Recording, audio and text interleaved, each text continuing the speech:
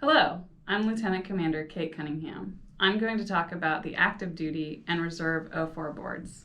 I'll cover the following topics: determining your lineal number, how to read the promotion NAVADMIN, determining if you're in zone, above zone, or below zone, board convening and correspondence due date, O-4 selection factors, what correspondence should or could be submitted, how to submit correspondence to the board, how to know if you were selected for O-4 and when you'll promote, and the fiscal year 22 O-4 selection metrics. Your eligibility for administrative boards, such as the Department Head Board, Commander Command Board, and Major Command Board, are determined by your year group or promotion year group. Your in-zone timing for statutory boards, such as the O-4, O-5, and O-6 boards, are determined by your lineal number. An unrestricted line officer is typically in zone for O-4 selection around their 9th year of commissioned service, which is what the first tour department head detailer uses to plan your department head tour timing to ensure the O-4 board can see that you are due course. Some officers are in zone a year left or right of that 9th year of commissioned service, so before we read through the NAVADMIN, I'll first review how to find your lineal number so you can determine your in-zone timing. The fastest way to retrieve your lineal number is to log into BOL and select Naval Register. That will initially bring you to this page. Select the applicable 3 drop-downs, active duty, lieutenant, unrestricted line, and select search. Once the active duty list appears, you can type in your name and find your lineal or precedence number here. Now on to the NAVADMINs. 2 NAVADMINs announcing the promotion notice of convenings for the O-4, O-5, and O-6 boards are released annually. 1 NAVADMIN is for active duty and 1 for reservists and 1117 officers. Ensure you're looking at the applicable one for your designator. The active duty board typically convenes in early May, and the reserve board typically convenes in late May each year. Both NAVADMINs are structured the same.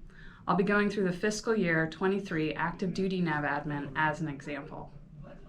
You'll find the convening day of 09 May 2022 at the top. The reserve board in fiscal year 23 will convene on 31 May 2022. The promotion zones will then be listed in the order of captain, commander, and lieutenant commander, with each promotion zone broken out by designator. I'm scrolling to find the lieutenant commander zone for an 1110 officer. Here it is. Now that we have the zones, how do you determine if you're in zone or below zone? Let's look at an example. An officer can only be in zone once, and they can only fail to select for O-4 twice before being automatically separated from the Navy, unless that officer is in sanctuary and has already served 18 years of service. If you fail to select on your initial in-zone look, you will receive a second above-zone look the following year. Below-zone looks do not count for or against you as looks. Let's first look at the senior in-zone lineal number from the NAVADMIN.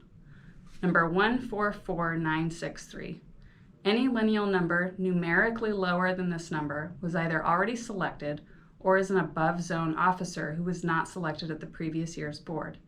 If not selected previously, above-zone officers will be receiving their second and final look for O-4 at the fiscal year 23 board, with the exception of those officers who are in a deferral status. Promotion deferrals are governed by NAVADMIN 154/21. In-zone lineal numbers will be higher than the senior in-zone number and lower than the junior in-zone number. Below-zone officers will have a lineal number higher than the junior in-zone number, but lower than the junior eligible number. Let's return to the NAVADMIN and talk about board correspondence. Scrolling to the bottom of either message is where you'll find the correspondence due date for each board, along with guidance on how to submit correspondence on BOL or via email to csccellboard@navy.mil. The correspondence due date for the active duty board this year is no later than 23:59 Central Standard Time on 28 April 2022. It's no later than 23:59 Central Standard Time on 20 May for the reserve board. Most in-zone officers don't need to submit any correspondence to the board for the purposes of screening. How do you know if that applies to you or not? The most important thing for a SWO to demonstrate to the O-4 board is that they are due course. For us SWOs, that means an officer has screened department head, signed EHRB, and is either in or en route to their department head tour. A board member assigned to brief your record can see all the documents in your OMPF, along with any correspondence you submit to the board. All board members prior to voting will see your OSR and PSR. It's up to your assigned briefer to summarize the remainder of your record that they reviewed prior to entering the tank. It's important to know the remarks section on your OSR is cleared for statutory boards. This remarks section lists if you've screened for a community milestone, such as department head, XO, or CO. This information is cleared to ensure the outcome of community administrative boards don't overly influence the results of SecNav statutory promotion boards. There are a few ways to demonstrate that you are due course to the board.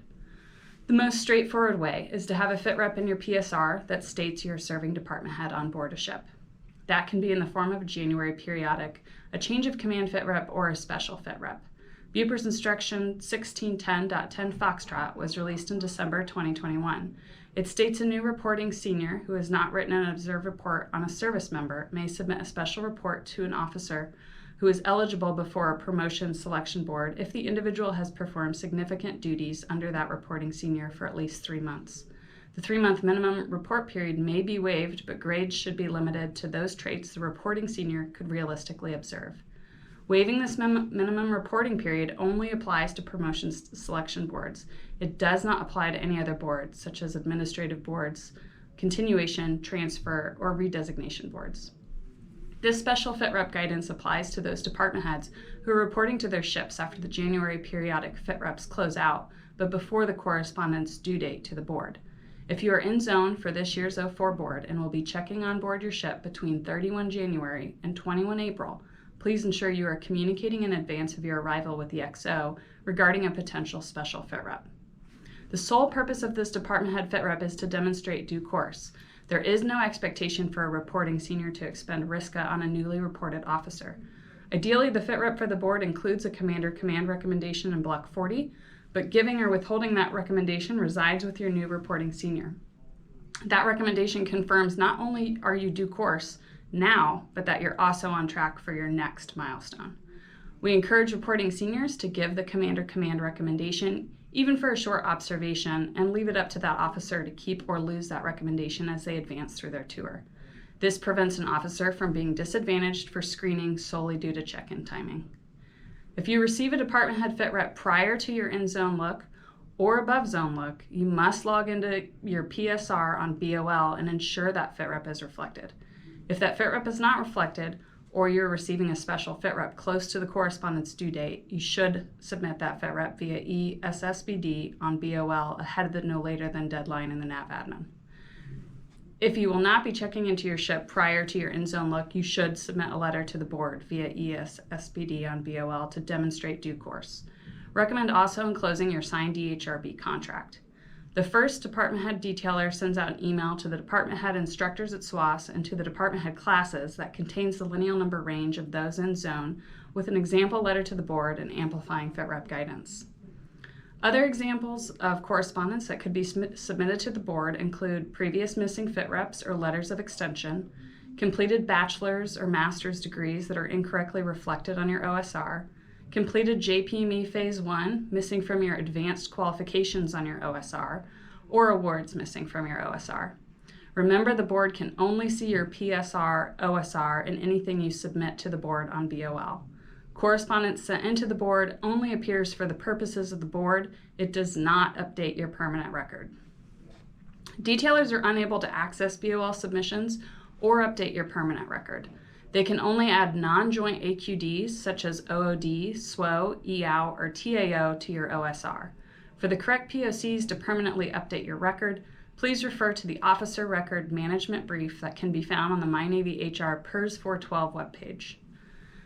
Now that we've covered what should and could be submitted to the board, let's review how to submit correspondence. The fastest way is to log into BOL and on the main menu select ESSBD. It will take you automatically to the Letter to the Board tab and remind you what is authorized and not authorized to submit. After you review the information, acknowledge the provisions and select Next. The next page will list all the upcoming boards. Scroll down until you find your applicable board and hit Select. Verify your scanned documents are in color, correctly oriented, and legible prior to uploading them as enclosures. Once your documents are uploaded, or if you are just submitting text to the board, select Next, and it'll take you to an auto-generated letter to the board. Once your enclosures and letters are formatted how you want, you'll have one last chance to verify the information is correct. If you have no changes to make, select the signature box and click Submit.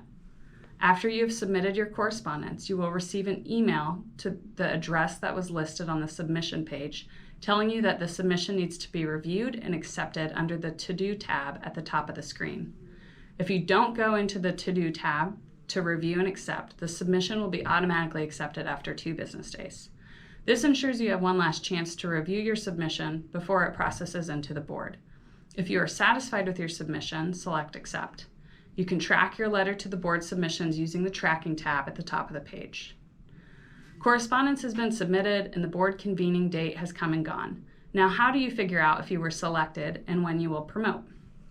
I'll use the active fiscal year 22 selection results timeline as an example. The active O-4 board convened on 10 May and adjourned on 19 May 2021.